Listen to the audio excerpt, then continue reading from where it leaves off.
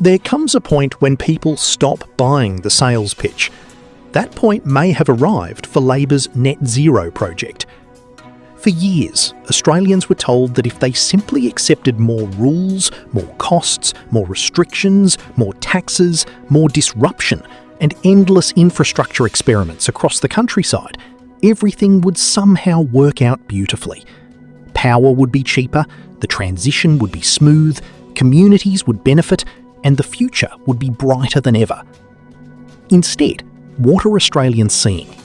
Higher bills, growing frustration, rural communities under siege, 6 years ago, farmers being treated like obstacles. Finally, the Nats caught up with outsiders. Always good to see.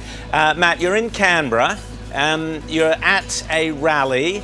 I want you to tell us about that in a second, but first I want to play you a clip of what is going on in Victoria with these insane yellow shirts, I call them, or the Gippsland Gestapo, rocking up to farmers' land and insisting that they they're given access.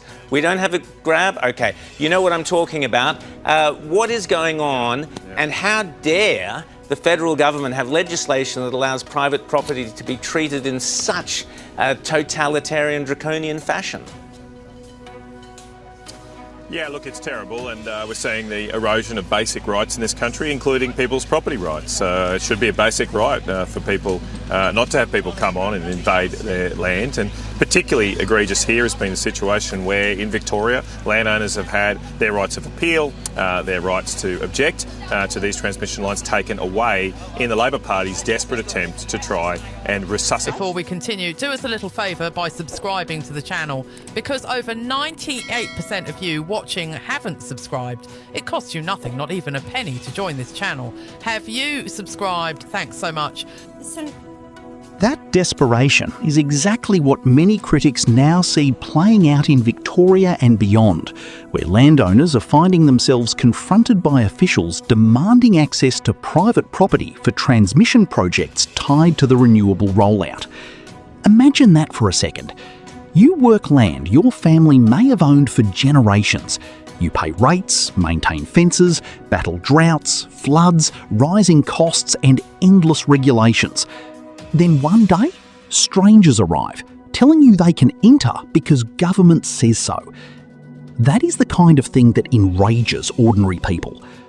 Australians have always believed in fairness and property rights. You don't just march onto someone's land and threaten penalties unless you absolutely must. And even then, it should be handled respectfully, transparently, and voluntarily wherever possible. Yet what many are witnessing feels less like partnership and more like political muscle. And why? To trample on people's basic human rights. We're with the farmers on this. We always have been. We're against this stuff. That's why we'll also scrap net zero. We'll get rid of all this rubbish. And let's just be more sensible about how we approach our farmers, but protect them. I've been in the farming food bowl of our nation, the Murray-Darling, the last week or so, camping out there, and they just get too much crap put on them, our nation's farmers. It's time we give back to them and support them, because we've seen through this fuel security crisis how important it is to maintain our basic industrial security, our fuel security, and yes, our food security too. Well, here's that clip, Matt. I'll just play it for you. I do have to give you a formal warning that a failure to cease obstructing our attempt to access this land today is an offence under the Electricity Industry Act. So Matt, I'm an ordinary farmer going about, I've got my land, I want to grow my own things, I want to do what I want with the land that I purchased or my family purchased or worked hard to develop, and suddenly these clowns, these goons turn up demanding access, threatening me with all sorts of right. That means somebody pays, usually taxpayers, often regional Australians, and increasingly farmers. This is where the whole debate changes. It is no longer some abstract conversation about emissions targets and international conferences. It becomes deeply personal when it affects your paddock, your water, your view, your land value, your family's future, and your right to say no. Labor seems shocked that people are resisting. But why would they be shocked? For too long, city-based political operators have treated regional Australia as a convenient resource zone. Need water? Take it. Need land? Use it. Need power corridors? Run them through farms. Need votes? Visit during campaign season. Then they wonder why trust has collapsed. The economic side is no prettier. Australians were promised cheaper energy through the renewable transition. That slogan has aged terribly. Families know what their bills look like. Businesses know what their costs look like. Manufacturers know what uncertainty does to investment. If power is supposedly becoming cheaper, it is doing a brilliant job of hiding it. Reliable energy matters. Affordable energy matters. National security matters. Yet instead of a practical mix based on results, Canberra too often seems driven by ideology and image management. If a policy fails, they don't rethink it, they double down. If investment slows, they subsidise harder. If communities object, they pressure them louder. That is not leadership. That is panic dressed up as conviction.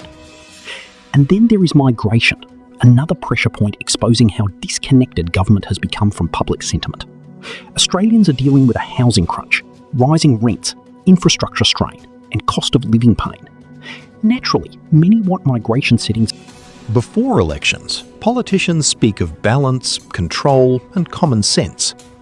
After elections, numbers surge, systems strain, and excuses multiply. Australians are increasingly tired of hearing that obvious problems are too complex to solve when they were simple enough to campaign on. The result is a broader revolt against elite decision-making. It is not just about climate policy. It is not just about migration. It is not just about energy.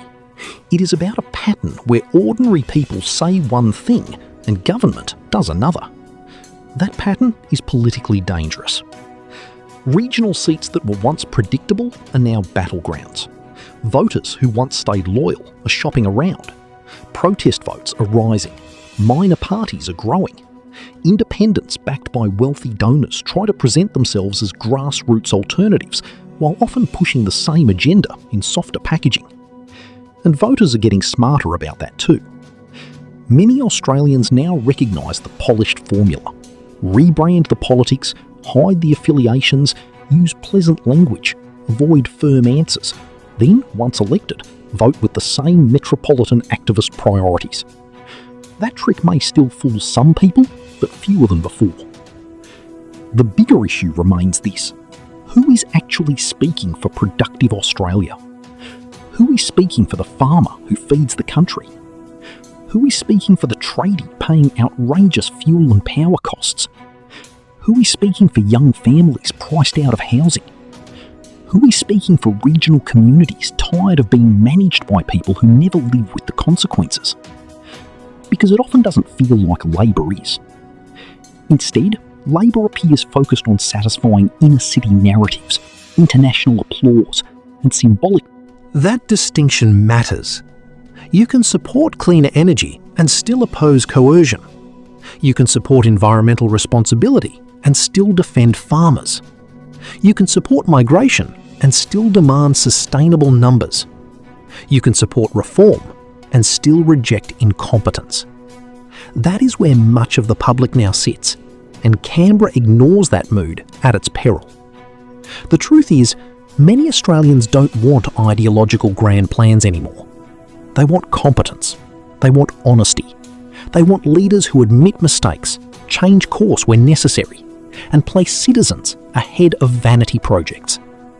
If net zero requires trampling property rights, endless subsidies, higher bills, and contempt for regional voices, then perhaps the policy model is the problem. If migration policy worsens housing stress during a shortage, perhaps the settings are the problem. If governments keep breaking promises, perhaps the politicians are the problem. That is the real conversation now happening around kitchen tables, worksites, farms, and pubs across the country. Labor can dismiss critics all it likes, but frustration is building because people feel the burden in real life. They feel it when the bill arrives. They feel it when rent rises again. They feel it when roads clog up. They feel it when outsiders tell farmers how their land should be used. That frustration does not disappear because a minister holds a press conference. It builds. And when it builds,